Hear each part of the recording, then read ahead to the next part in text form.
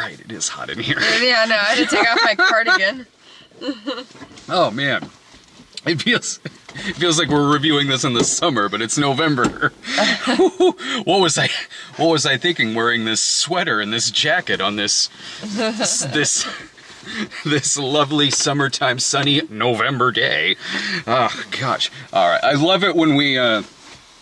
I love it whenever we go see a movie like this, because when we walk into the theater, it's clear whose idea it is to go see this movie. Ghost was my idea, too. No, I mean a movie like this. Teenage Mutant Ninja Turtles. I don't mean movies in general. Oh. No, like, it would have been, because we weren't the only ones in there. There was a few other people in there for the 30th Ninja Turtles anniversary. It would have been great if we were the only ones in there, though, because then it would have looked like it was like my birthday and you like did this private watch party thing for Teenage Mutant Ninja Turtles. Oh man, like yeah, this takes me back as me and my dad went to go see this 30 years ago, and you've never seen this movie before. Nope. So it's 30 years later, I'm going to see this movie in the theater again, and I've seen it a bunch of times since then. I had this on VHS. I watched it a lot when I was a kid.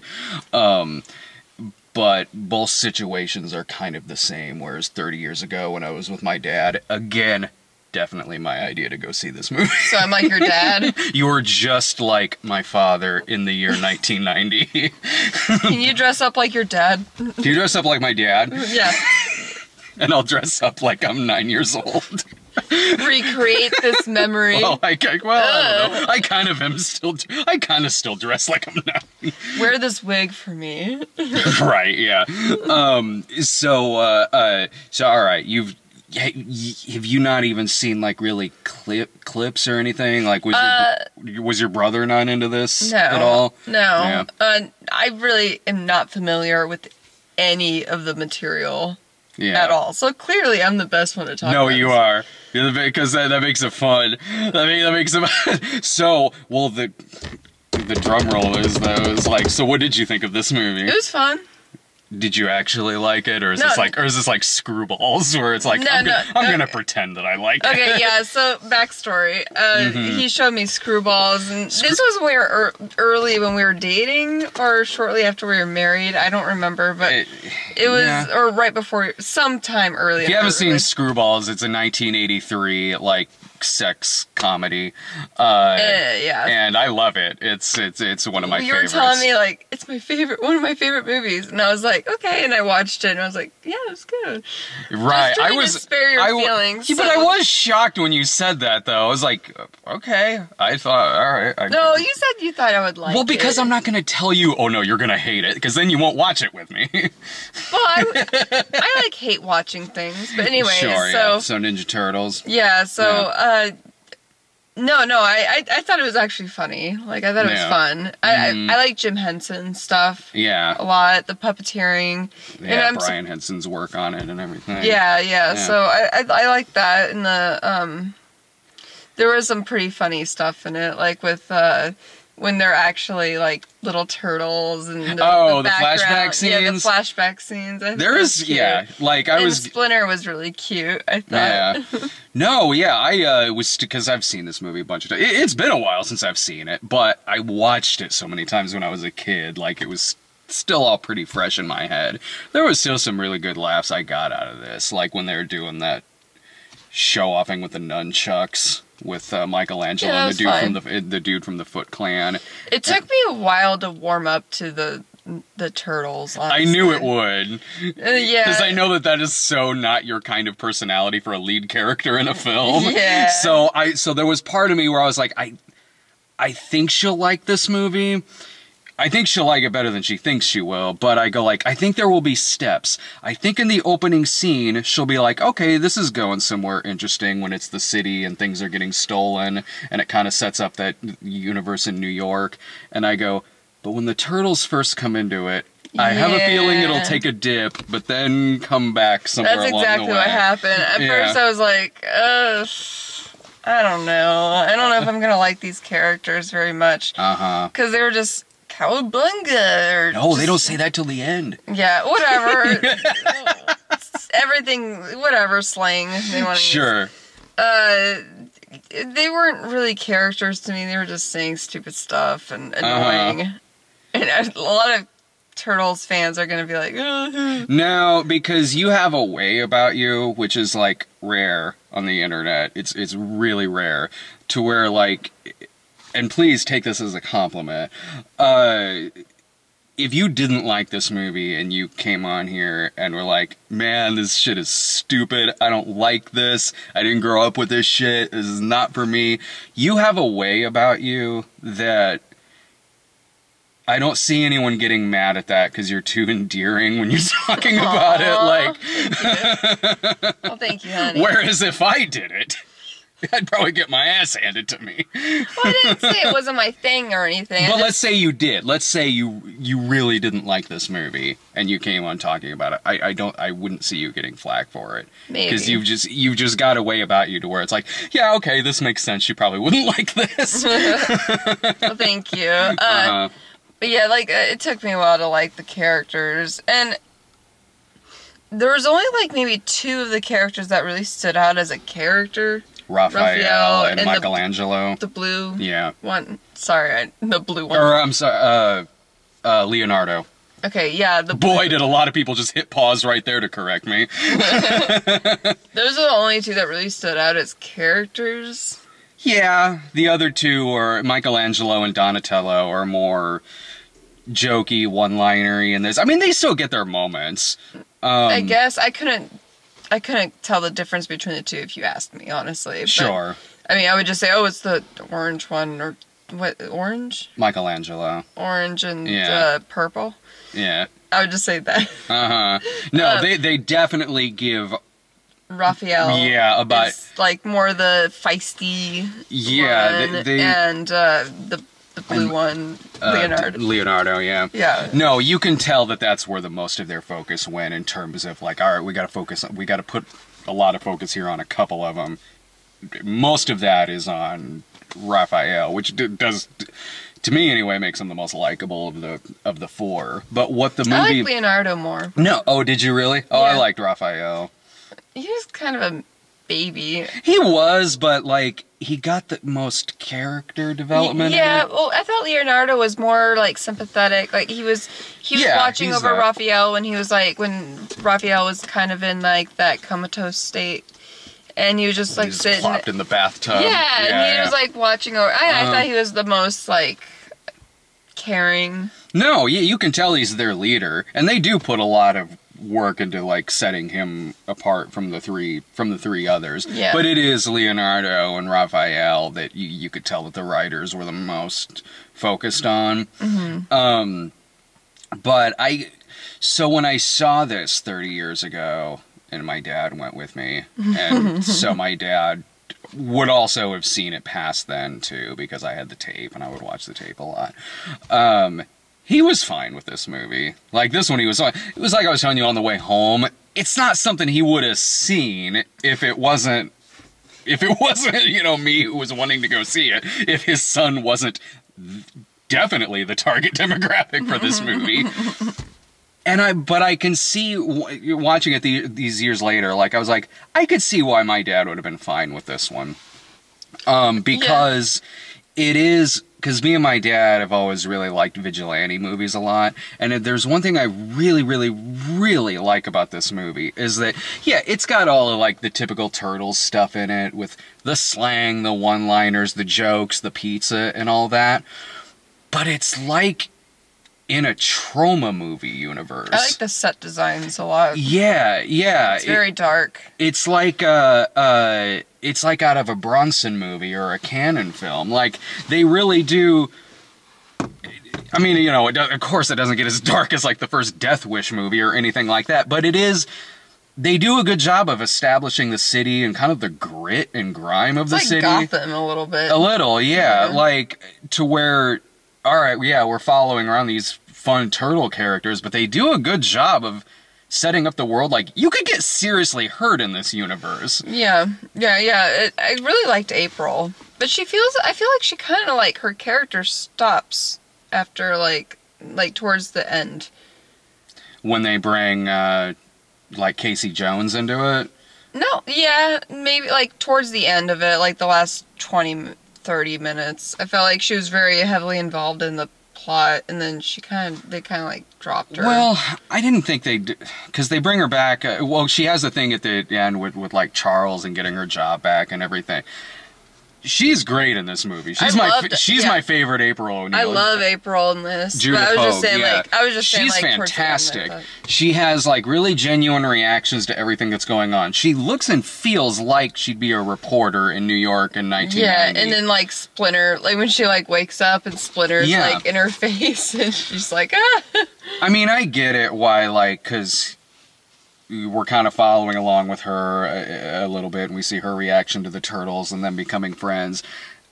I get why she would be in it more in the first 2 acts than the last act, because the last act is very action-heavy, so it's mainly focused on, like, the choreography and the Turtles and everything, and some of the backstory. Yeah, I really liked April. I love Casey Jones. Yeah, she was really good in this, and,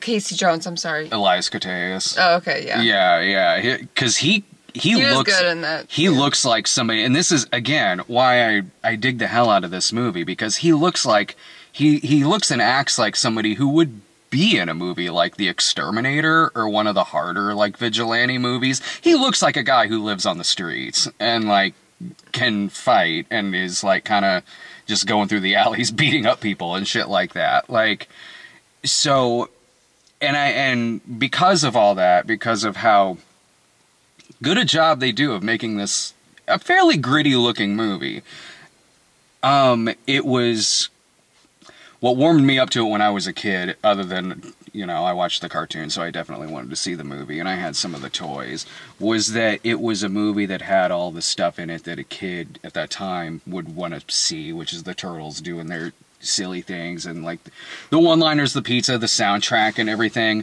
But it wasn't like, it still treated kids like adults who were going to go see the movie. You had villains, you had teens and villains who were just straight up smoking cigars. The Turtles curse in it. Yeah, he says damn a lot. Yeah, he says damn quite a bit. Yeah, he's not dropping the F-bomb or anything. But when you're 9 and going to see this in the theater, it was a big deal when, like, he's yelling out damn and shit like that. You want to see Dora saying damn, right? Yeah. Dora's different, I guess, but I'm trying to think of other. It was, like, a big, like, to see, like, these, the kids who were, like, in 1990 Pleasure Island, like the Narc arcade, Narc arcade and everything like that, like, smoking cigarettes and smoking a cigar. And Raphael spending a time in the movie, like, relatively comatose. Like, it did a good job of showing that this is a pretty rough city, and, like, you could get hurt, and there are like not consequences, but like there's things bad that can happen. It's addressing some vices that, like, kids would have and things like that. So yeah, it's a silly movie. No, it's silly with the you know, with cowabunga and, like, ooh, whatever stuff they would say, but it still was serious in certain ways. But I did for a movie, like with that has some of the lines in it that it does, and the humor that's in it. No, it does still do a good job of, like, of knowing when to throw something kind of serious in there. Yeah, I thought the puppeteering was really good. Did you like the fight scenes? Yeah, well, I was impressed, because how can you do all those things wearing a suit like that? That would be really hard. Yeah. Yeah, well, I mean, you know, it was 1990. About half of us were going around in turtle suits. Anyways. Like, that would be insane. I mean, they only have 3 fingers, so I was thinking, like, maybe they have it like this? I've seen the porno. They can do a lot with 3 fingers. That's Teenage Mutant Ninja Turtles. Surely you saw that one. Okay, well, anyways, I'm impressed by the stop it. Stop looking at me like that. Stop. Anyway, go on. I lost my train of thought. You're being weird. Yeah. I was just impressed. And with Sam Rockwell's Academy Award nominated performance in the film. You want regular or menthol? We're all like a family. You call this a family? You call this a family? Splinter's puppeteering and that work was really good, I thought. I thought he was so cute. Yeah, you miss it when you went up to use the restroom at one point. You missed it when Shredder came in there and was threatening him and like putting his blades under his neck and shit like that. It's like, damn, well, they would, he's gonna kill that rat. They like go up to like they do like a lot of close-ups of Splinter, and I was like, oh, he's so cute. Yeah, you were really liking him through the movie. Going, aw. I felt bad for him. He's fine. He's like this defenseless rat. Like I don't even like rats that much, but he was cute. I love rats. Especially ones like this that find some turtles and some radioactive waste, as you do. Again, like I said, I swear this is the same universe that the Toxic Avenger takes place in. It feels like it. Yeah, I would say the flashback scenes were one of my favorite parts. Like Splinter saying, you know, and then I found these turtles, and then like these turtles like in green goo, and it does a good job of like with those sequences in balancing doing this with a straight face, but also aware of the kind of movie that you're doing. So in those scenes, yeah, they're fun, and you can see that it's having a sense of humor with it, but it's not going full like parody or self-parody or anything like that. But it knows when to kind of wink at the right time and play it more serious and straight in other times. Like when Raphael comes out of the movie theater that's showing Critters, and he goes, "Where do they come up with this?" And yeah. When he flips over the taxi cab, and the guy in the back's like, "What was that?" And the driver's like, I don't know, looked like a giant turtle in a trench coat. So it knows the kind of movie that it is, but also knows enough that its audience, especially in 1990, aren't gonna want to see it go like full tongue-in-cheek. Like, to have fun, certainly, but to also like have characters like Casey Jones in it, and the villains, and the way, and just how kind of seedy and grimy a lot of stuff in the movie like so looks. Loyal to the fan base and stuff. Sure, yeah. Does it make you want to see the sequels? Maybe. In a year. Like, when it's the 30th anniversary of the second one. I'm not excited to like watch a sequel or anything. I'm just like... You do have the same opinion as my dad on this film. Yeah, it's alright, son. Look, I'll see the sequel when they release it. Yeah, I thought it was fun. I'm not like, oh my god, and you like buy all the... You're not gonna buy all the toys now and be like, I get it now. Yeah, I get it. Yeah. Like, it's like this religion now of mine. Want all of these. Yeah, right, yeah. Yeah. Wait, is it a comic book series? Yeah. Yeah, because the original is like, it is pretty dark. But I mean, I had some, it's like we were talking the other day, because we watched that Toys That Made Us show. Oh yeah, and we're gonna watch that later too. Yeah, I was like, I'll bet you they'll show a lot from this movie, so I was like, maybe we should watch that after you see the movie. But I had a lot of toys when I was younger, quite a bit, but it was like a mixture of a bunch of different ones. I had a lot, but there wasn't like a particular line where I was like, I need to collect all those. I had some He-Man, I had some Transformers, I had some Turtles, but I wasn't, to the relief of my parents, like, I wasn't like, no, I need all that shit. Yeah. I had Terminator 2 once. I had Robin Hood Prince of Thieves toys. More obscure ones. No, Robin Hood Prince of Thieves wasn't obscure back then. For a toy? Not really. Like, compared to like Ninja Turtles? Okay. Well, yeah, compared to that, but it wasn't like I'm buying one of like some knockoff brand or something like that from another country. I meant like Transformers, or I mean, not a lot of kids are like, oh, I want the Prince of Thieves toy. Oh yeah. Compared to, it wasn't. I don't think there's going to be a Toys That Made Us on the Robin Hood Prince of Thieves. That's what I meant. That's a little more toys. obscure. I had a couple of Hook ones, I think. My parents would just get me toys for whatever movie was popular at the time. Here, take it. Yeah. Ooh, City Slickers. City Slickers 2? I don't think that had to. Oh, I'd buy that shit now. What was Curly's brother's name or something like whatever it was? Oh, it was Curly's Gold. Jasper? No, what was it? Like Duke. Duke. Ooh, yeah. A Duke's action figure. A Duke action figure. Yes. With the fake gold? Oh, I remember being pissed off at the Dr. Claw action figure when they released that. Where it was like, why are your eyes so big? Because this is taking me back to an angry place. Your eyes got like really wide. Oh, yours would too if you saw this figure.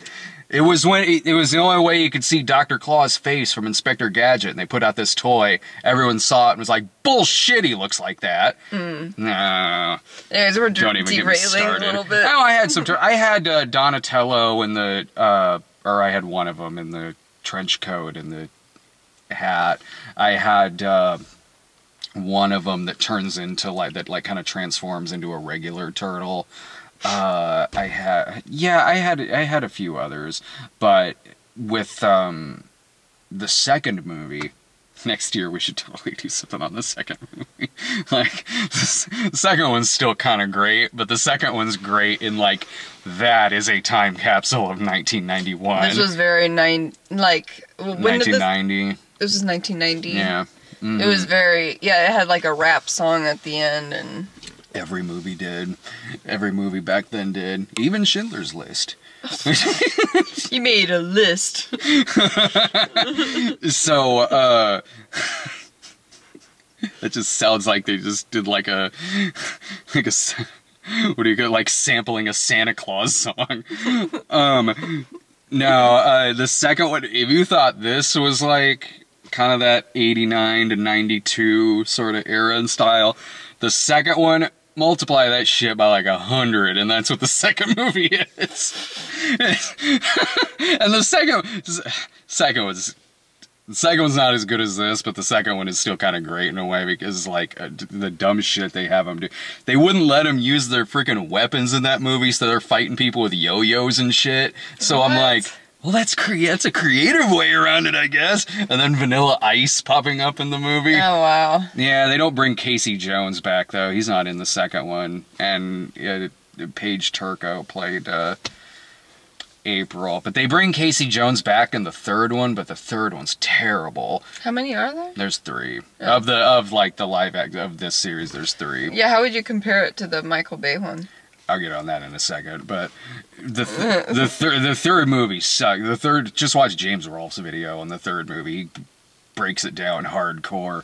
The third one, they bring Casey Jones back, and the Turtles go back in time to like 16th century Japan or something. But the only parts that were kind of funny was because they go back in time, but they switch places with 4 guys from that time who jump into the future. So Casey Jones has to like take care of these like 16th century Japanese guys and like takes them to an arcade and shit. It's playing Tarzan Boy. Does he put them in the drawers? Like Seinfeld? Like might as well. I don't know. I haven't seen it in a while. That one I think I've only seen like, I had to see that in the theater twice. I went to it once with my dad. Both of us were like, pfft. But then I was being babysat by someone and they wanted to go see it. I'm like, fine, I'll see this shit again. With the ones that Michael Bay produced, I like this movie way better. Well, I figured you would, but I was just... But it's not because, like...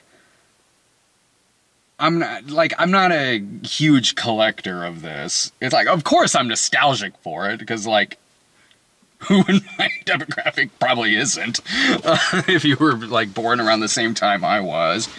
So yeah, I certainly am, and I had a great time going to see this, but there's just so much stuff I admire more about this than I can about those newer ones. Like, cause yeah, of course this one's got dumb shit in it, of course it does, but this one has a grittiness to it that the other one doesn't. It's also, this one you could admire all the fight choreography and everything in it. I'm always gonna be... more into practical effects and like puppeteering and over motion capture than, and just pull on CG. I'm okay with like a mixture of the both. Yeah, because I think Star Wars Force Awakens did both, didn't they? It had some practical and it had some CG. And like that, I think it's a good mixture. But with something where it's just pure CGI, I just can't buy it. I don't feel a connection to the characters as much. I don't I appreciate the artist that had to do it. I'm sure that was really hard work, but I just don't. Yeah, certainly. But I don't like. It just seems like it's a lot harder to do practical effects. This is more creative, I think, but. It's just what I like. Like, I just like it better because, like, I'm looking at all this fight choreography going on the screen, all this creative stuff they're doing with these people and these costumes. Yeah. And even besides that, it just has, like I said, it has more of an edge to it than the newer ones do. In this, you know, Casey Jones looks like a straight-up vigilante. In the second one, the second one that Michael Bay produced, when they bring Casey Jones into it, he looks like he's on some, like, network. It's the guy who plays Arrow, and he's a really good actor, but the way they do Casey Jones in that movie, he looked like he just walked off, like, GQ magazine or something like that. Yeah, I haven't seen the, very manicured. It's just night and day. Yeah, with that particular character. I haven't seen the new ones at all. And I don't really care for a lot of Michael Bay movies. He didn't direct it, but I thought he did. No, he produced them. And also, like, some of the, I realize it's never been highbrow humor, but yeah, but it was a little much for me, like in the newer ones where they're all, like, stuck in a hole and one of them just rips ass. I'm like, I realize that's not insanely far below. It's not insanely far below some of the other stuff that they do. Like, but when you're already kind of not enjoying something, it's different if you're enjoying something and they throw in a fart joke. Maybe it'll work. Maybe it'll be just fine. There's plenty of fart jokes that really work.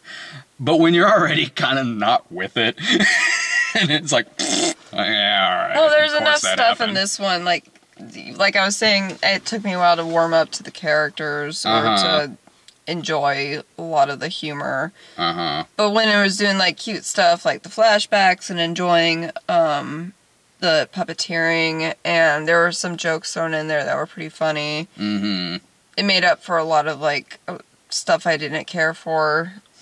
The 1990-isms. I like the 90s, but just, you know, just the one-liner stuff I was just kinda, not enjoying. But a lot of the other stuff made up for it, whereas, like, I can't really say anything about the Michael Bay produced Turtles one because I haven't seen it. But they have their fans, and I get it. It's not that I don't get it. It's just I just vastly prefer this one. Like, there's just more stuff I like about this one. There's more stuff I enjoy about it than the others that just feel like, I don't know.